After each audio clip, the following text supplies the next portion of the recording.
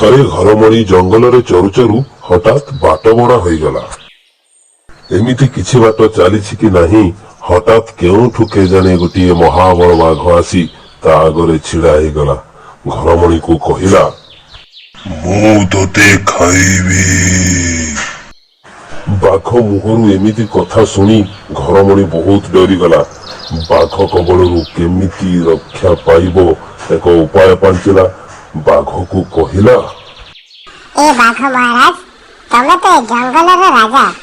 ତମେ କେତେ ଜୀବଜନ୍ତୁ ଖାଇଥିବ, ତୁମର ମୁହଁ ଦାନ୍ତ ଅସନା ହୋଇଥିବ। ତେଣୁ ତୁମେ ଗୋଟେ କାମ କର, ତୁମେ ପ୍ରଥମେ ଯାଇ ଝରଣା କୂଳରେ ନିଜ ମୁହଁ ସଫା କରି ଆଉ ଝରଣା କୂଳରେ ଥିବା ପଥରରେ ନିଜ ଦାନ୍ତକୁ ସଫା କରି ଆସ, ତାପରେ ମତେ ଖାଇବ। ଘରମଣିର କଥା ଶୁଣି ବାଘ କହିଲା, ହଁ, ତୁ ଠିକ କହିଲୁ। ମୁଁ ଏବେ ଯାଉଛି ଝରଣା କୂଳରେ ମୁହଁ ଦାନ୍ତ ସଫା କରି ଆସିବି, ତାପରେ ତତେ ଖାଇବି। ଏହା କହି ବାଘ ମହାରାଜ ଝରଣା କୂଳକୁ ଯିବାକୁ ଲାଗିଲା। ଯେମିତି ବାଘ ଝରଣା କୂଳକୁ ଯାଇଛି, ତାପରେ ତ ଘରମଣି ପ୍ରାଣ ବିକଳରେ ଦୌଡ଼ିବାକୁ ଲାଗିଲା। ଏମିତି କିଛି ବାଟ ଦୌଡ଼ି ଦୌଡ଼ି ସନ୍ଧ୍ୟା ହେଇଯିବାରୁ ସେ ଏକ ଗୁମ୍ଫାରେ ଆଶ୍ରୟ ନେଲା। କିନ୍ତୁ ଜାଣି ନଥିଲା ସେଇଟା ଏକ ସିଂହର ଗୁମ୍ଫା ଥିଲା ବୋଲି। ସନ୍ଧ୍ୟା ହେବାରୁ ସିଂହ ତା ଗୁମ୍ଫାକୁ ଫେରିଲା। ଗୁମ୍ଫା ଭିତରୁ ଦେଖିବାକୁ ପାଇଲା ଅନ୍ଧାରରେ ଦୁଇଟି ଆଖି ଚକ୍ ଚକ୍ କରୁଛି। ସିଂହ ଗର୍ଜନ କରି ପଚାରିଲା, ମୋ ଗୁମ୍ଫା ଭିତରେ କିଏ? କାହାର ଏତେ ସାହସ? ଘରମଣି ପୁଣି ଥରେ ସାହସ ବାନ୍ଧି କହିଲା, ମୁଁ ଧପଧପ ରାଜା। ମୋର ଦୁଇଟି ବଡ଼ ବଡ଼ ସିଂହ।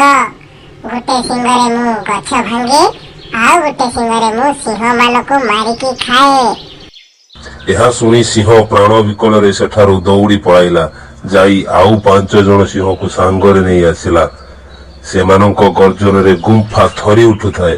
ତଥାପି ଘରମଣି ଛାତିକୁ ଦମ୍ଭ କରି କହିଲା, ଏ ସିଂହ, ତୁ କଣ 5ଟା ସିଂହକୁ ନେଇକି ଆସିଛୁ? ମୁଁ ତତେ 10ଟା ସିଂହକୁ ନେଇକି ଆସିବା ପାଇଁ କହିଥିଲି। ତାହେଲେ ଠିକ ଅଛି, ମୁଁ ଆଗ ତତେ ଖାଇବି, ତାପରେ ସେମାନଙ୍କ କଥା ବୁଝିବି। ଏହା ଶୁଣି ଅନ୍ୟ ସିଂହମାନେ କହିଲେ, ଆରେ ପଳେଇ ଚାଲରେ, ଏ ସିଂହ ଆମକୁ ଏଠିକି ମାରିବା ପାଇଁ ଆଣିଛି। ଏହା କହି ସମସ୍ତେ ଦୌଡ଼ିବାକୁ ଲାଗିଲେ। ଶେଷରେ ସବୁ ସିଂହମାନେ ପଳେଇଲେ। ସକାଳୁ ହେଲା, ଘରମଣି ନିଜ ଘରକୁ ଫେରିଲା।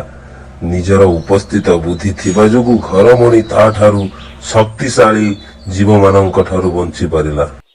ଏହି କାହାଣୀରୁ ଆମେ ଏହା ଶିଖିଲୁ କି ଯେତେ ବଡ଼ ଶକ୍ତିଶାଳୀ ହେଇଥାଉ, ତା ସହ ଜିତିବା ପାଇଁ, ମୁକାବିଲା କରିବା ପାଇଁ ଆମକୁ ବଳର ଆବଶ୍ୟକ ନଥାଏ। ବେଳେ ବେଳେ ବୁଦ୍ଧିର ବି ଆବଶ୍ୟକ ଥାଏ।